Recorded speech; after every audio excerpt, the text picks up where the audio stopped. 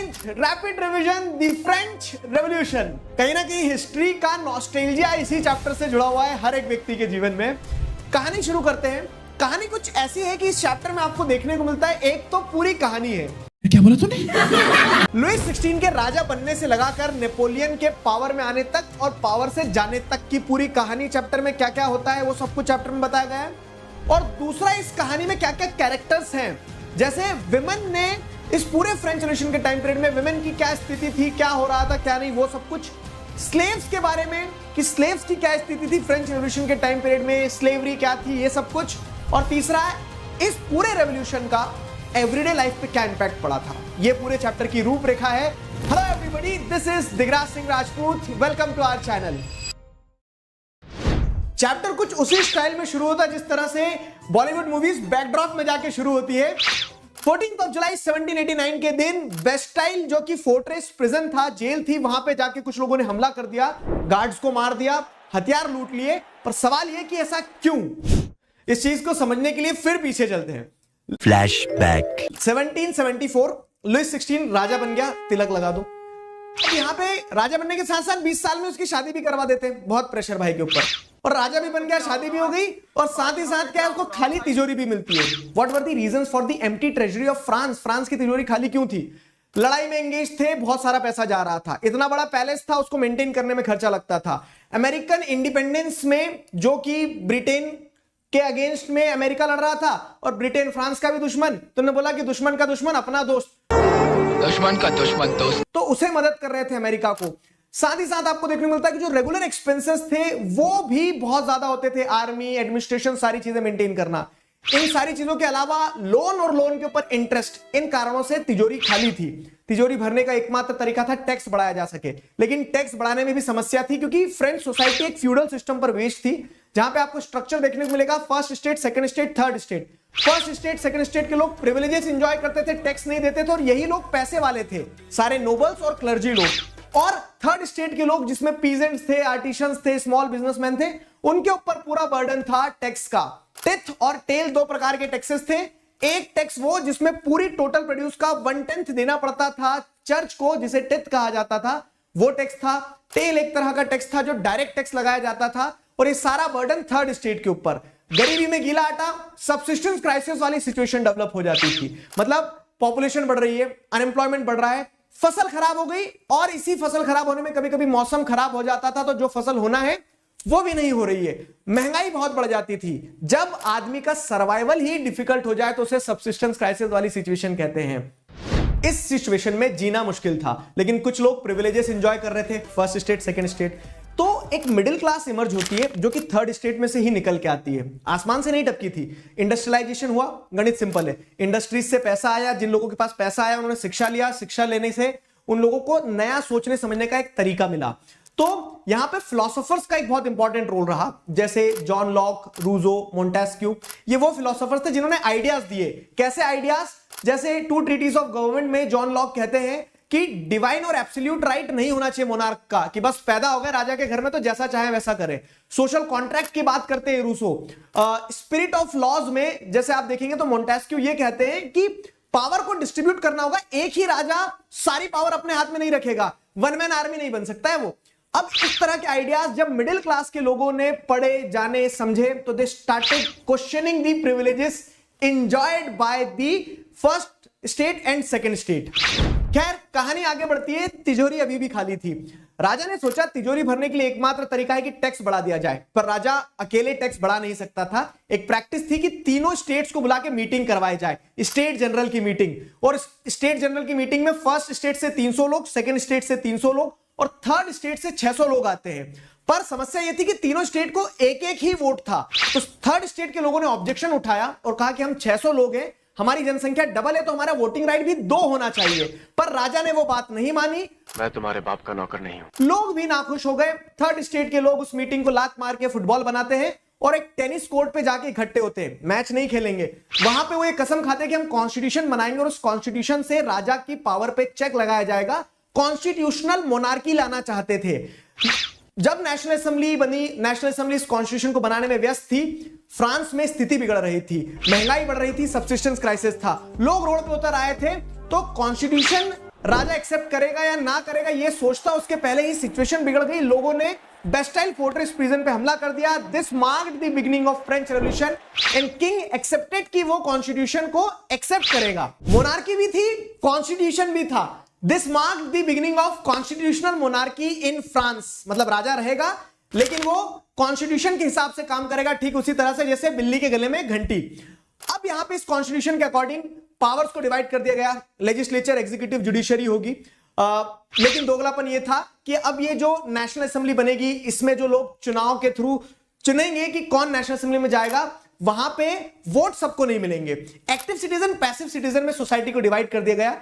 Active citizens यानी कि वो जिनके पास वोटिंग राइट होगी, पैसिव सिटीजंस वो जिनके पास वोटिंग राइट नहीं होगी।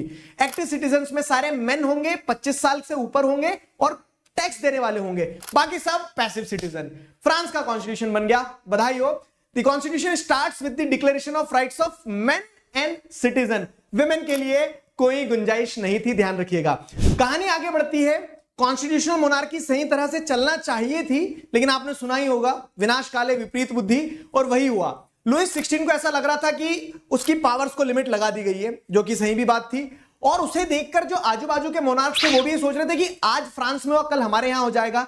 तो ये सारे राजा महाराजा लोग जो थे वो आपस में प्लानिंग करने लगे और उन्होंने ये सोचा था कि जो गवर्नमेंट 1789 के बाद में स्टैब्लिश हुई है नेशनल असेंबली वाली, उसको हटा दिया जाएगा। अपन लुईस 16 की मदद के लिए चलते हैं।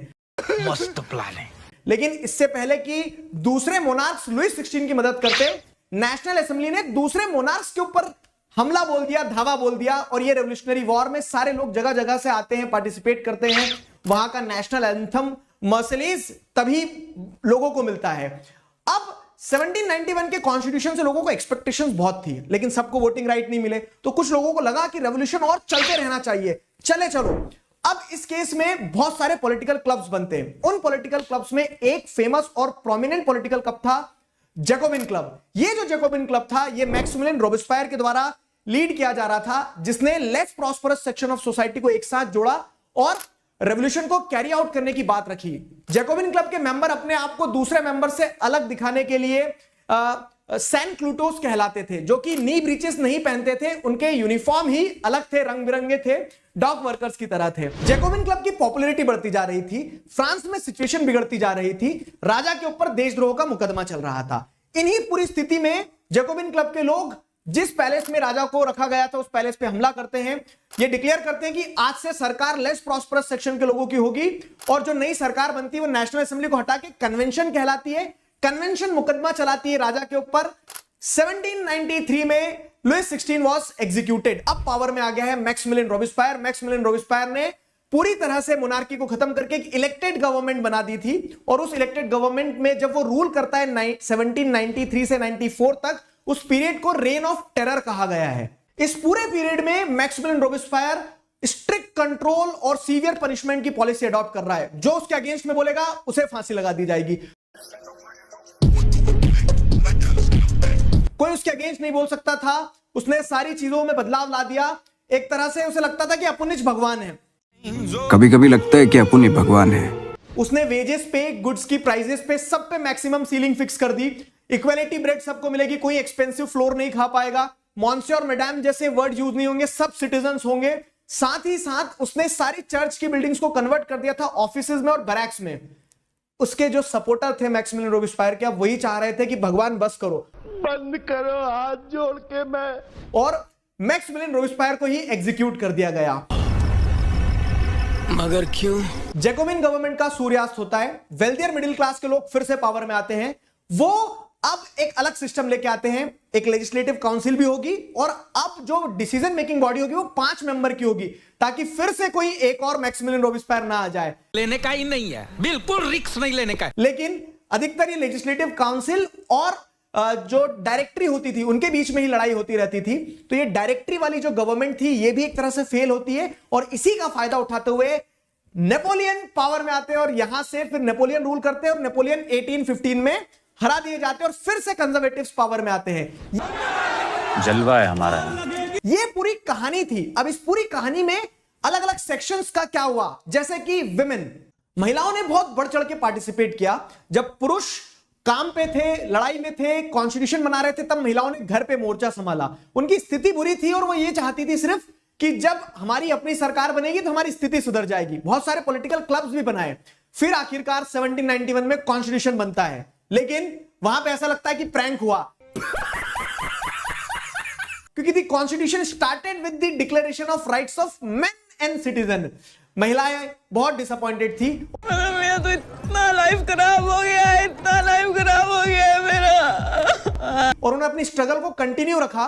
रेवोल्यूशनरी गवर्नमेंट के टाइम पीरियड में थोड़ा सा रिलीफ मिला, क्योंकि उन्हें शिक्षा का अधिकार मिल गया, मैरिज अपनी मर्जी से कर सकती थी, डाइवोर्स भी ले सकती थी और उन्हें ट्रेनिंग भी दी जा रही थी। जा सिमरन, जा जी ले अपनी जिंदगी। लेकिन जब रेन ऑफ टेरर के टाइम पीरियड में मैक्सिमिलियन रोबेस्पियर के पास पावर थी तो उसने कंट्रोल करने की कोशिश करी, पॉलिटिकल क्लब्स बंद करवा दिए, फिर भी महिलाएं अपनी लड़ाई लड़ती रही। आखिरकार 1946 में जाके वुमेन को वोटिंग राइट मिला। तो इस बड़े से रेवोल्यूशन में बड़ा सा कंट्रीब्यूशन था, लेकिन छोटा सा रिकॉग्निशन महिलाओं को। इस रेवोल्यूशन की रेल में स्लेव्स का भी एक एंगल है जो हमें समझना होगा। स्लेव्स हैं क्या? तो सबसे पहली चीज तो यूरोपियन से काम होता नहीं था, उन्होंने लेकिन प्लांटेशन फील्ड डाल के रखे थे अमेरिका में। अब वहां पे काम करने के लिए अफ्रीका से स्लेव्स लाए जाते थे। एक ट्रायंगल बन गया यूरोप, अमेरिका और अफ्रीका के बीच में, यही था ट्रायंगुलर स्लेव ट्रेड। स्लेव्स होना चाहिए नहीं होना चाहिए, इस पर बहुत डिबेट चला। नेशनल असेंबली चाहती थी स्लेव्स हो, मैक्सिमिलियन रोबेस्पियर ने स्लेवरी को अबॉलिश किया, लेकिन नेपोलियन ने पावर में वापस आते ही स्लेवरी को रीइंट्रोड्यूस कर दिया। तो ये स्लेव्स की रोलर कोस्टर राइड थी। अब आप देखेंगे तो अल्टीमेटली स्लेवरी थी या नहीं थी फ्रांस में, तो 1848 में स्लेवरी को पूरी तरह से खत्म किया गया। मैं तुम्हारे बाप का नौकर नहीं हूं। फ्रेंच रेवोल्यूशन की कहानी और कैरेक्टर दोनों ही समाप्ति की ओर है, लेकिन इस पूरे रेवोल्यूशन का लोगों के आम जीवन पे क्या प्रभाव पड़ा, तो अगर समझा जाए 1789 का रेवोल्यूशन और रेवोल्यूशन के खत्म होने के बाद लोगों को अपने जीवन में यह महसूस हो रहा था कि अब वो खुल के बोल पाते। एक जो मेजर चेंज आया वो यही आया कि सेंसरशिप के लॉज हट गए थे। अब लोग अपने विचार को लिख सकते थे, डिस्कस कर सकते थे।